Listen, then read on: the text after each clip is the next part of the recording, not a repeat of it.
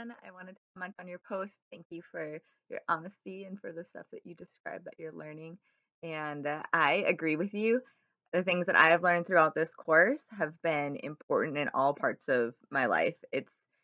I know we're learning this in the frame that we're using this for human services and whatever that looks like in ministry or in professional workplace, whatever that looks like. It is something that we can definitely use in every part of our life. And I know just my personal relationships have been very enhanced in this season. So I appreciate you bringing that up. It's very true. I totally see that. And I agree too. Not all of the skills were brand new to me, but talk about a great refresher. It was really, really helpful to have these different skills brought up and even things that I know I've learned before, have them reiterated and also have them clarified.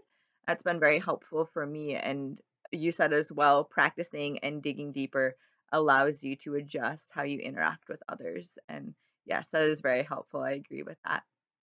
Um, you mentioned in the future you're not quite sure as to what exactly your focus will be or where you'll go, but you know that whatever it is, learning to communicate and be an effective communicator is extremely important. Um, the more we understand our clients, the more we are able to help them, the more we understand where they're coming from, what they've gone through, how they're processing and their perspective on things, the better we can help them understand what their strengths and their resources are.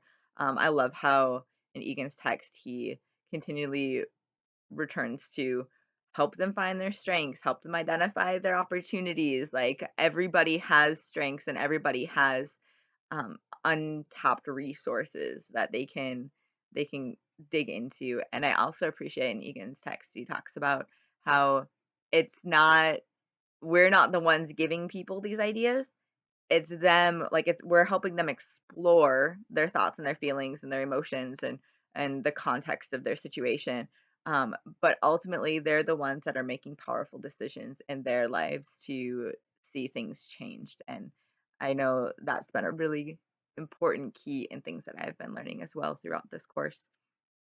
I really like too that you bring up nonverbal communication as one of the most valuable tools for positive communication.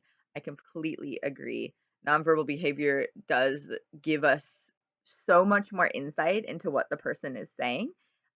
Even listening to the tone of voice and being sensitive to the tone of voice and how they're saying that. I know that's technically part of a verbal, but it's kind of like that everything that's not being stated in words communicates volume. So I agree, being aware of that and learning how to tune in to what they're saying is very important. I appreciate the quote that you brought up in the end about listening from Egan and Reese, and it says, listening is a critical communication component that we often leave to chance. And it's, it's so true. We think of listening as, oh, it just kind of happens, it's just part of the process. But throughout this course, I've been challenged to not just listen, but the active listening process and learning to check myself and how I'm listening, how I'm responding, how I'm giving those encouraging prompts, how I'm paraphrasing, how I'm summarizing. It all comes from that place of listening and understanding what's going on. So, yeah, it is very, very helpful, and I appreciate that you brought that up as well. So blessings to you, John, in the ways that you'll continue to use these tools that you've gained, and blessings to you in wherever the Lord leads you in these years to come.